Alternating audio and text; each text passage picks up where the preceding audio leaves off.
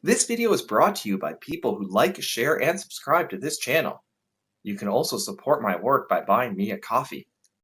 The Fellowship of Guelphissauga continues, with the homeless hotels rolling in dough. The tent encampment downtown was quieter this week, while a few minimum wage earners huddled in hotel rooms. Funded by $630,000 of our tax dollars, the homeless hotels filled their rooms and cashed in until the end of April. Meanwhile, in Conestoga's Ivory Tower, their president was on a spending spree, buying up buildings to house their thousands of incoming international cash cows.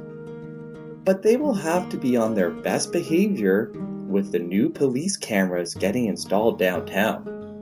The cameras will be used to sometimes monitor serious crimes, such as cyber-bullying. Can Carly of Klassen and the Elder Elves do anything about the housing cost crisis? And will the homeless hotels actually help the homeless?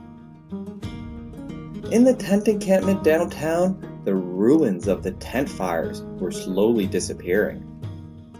Thanks to Greggles of Dorval, the encampment was clean and quiet, almost a little too quiet, for there was a lack of noise due to the 16 homeless people who found temporary housing at the homeless hotels.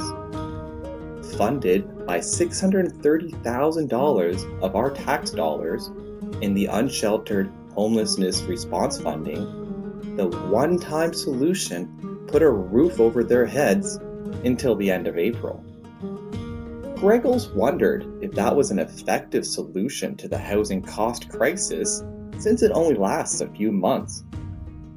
Costing around $39,000 per person per month, it was the owners of the homeless hotels who were the ones rolling in dough, instead of his friends being properly housed. By the time spring comes around, he expects to see them back in their tents in the encampment downtown. At the other end of the Shire, in Conestoga's Ivory Tower, their president was going on $1 million shopping spree.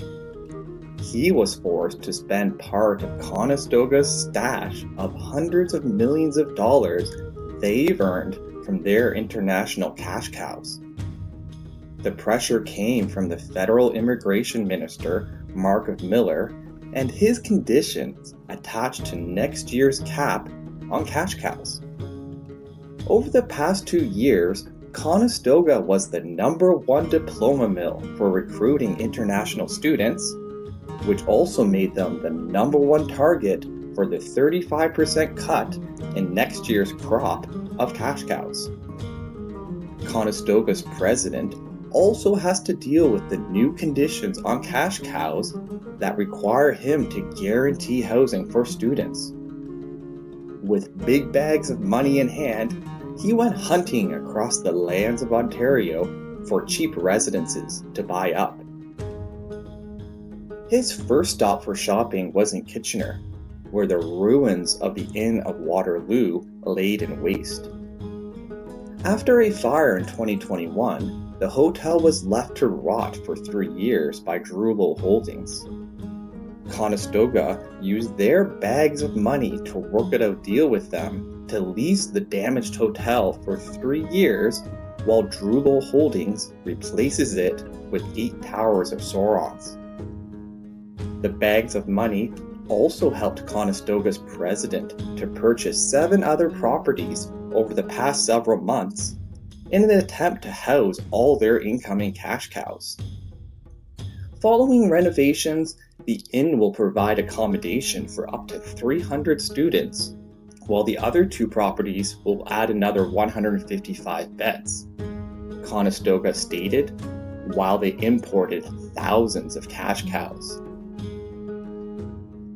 But Conestoga's big bags of money from their diploma mill business model wasn't going unnoticed.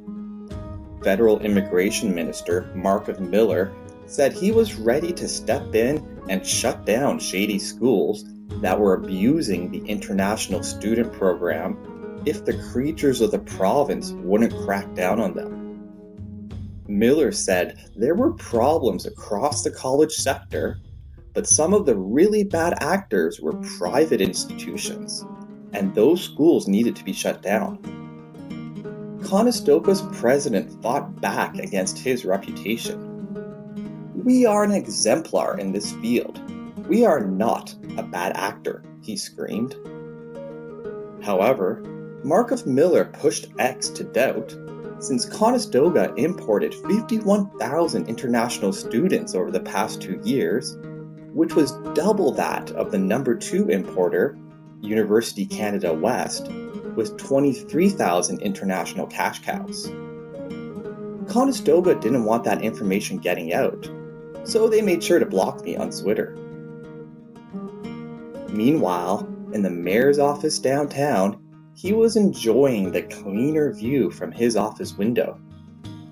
With the 16 people in the homeless hotels and the ruins of the tent fire cleaned up, the mayor could bask in his small victory over the tent encampment that was ruining the view from his office window downtown. He ordered delivery from the dining district for 2 in anticipation of his lunch meeting with the Shire's police chief. They were meeting to discuss the 19 new cameras being installed downtown to monitor serious crimes.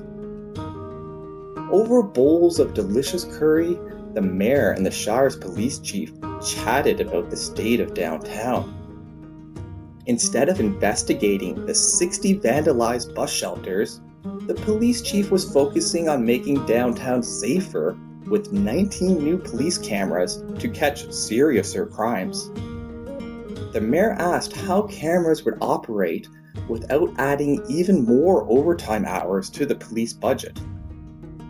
The police chief relieved his concerns, since the cameras won't be monitored 24 hours a day, and the footage will only be held for 72 hours, unless requested to be saved by a police officer. The mayor slopped up his last bite of delicious curry while discussing the most serious crime in the Shire, cyberbullying. He told the police chief that he was getting cyber-bullied by the trolls on Twitter and was getting butthurt about it. There were too many people online doing their civic duty of criticizing the mayor, and he didn't like all the attention. He asked the police chief if the new cameras downtown could be used to catch those cyber bullies and stop them from doing their civic duty.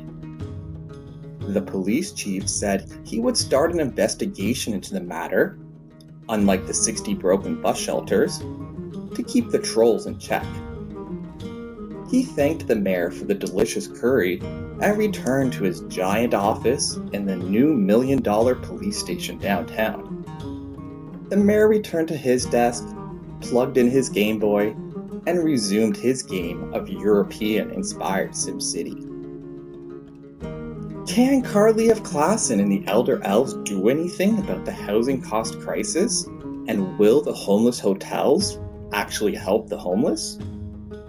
Stay tuned here to see. This video is brought to you by brighttutoring.ca. Don't let school get in the way of your education. Book a tutoring session today at brighttutoring.ca.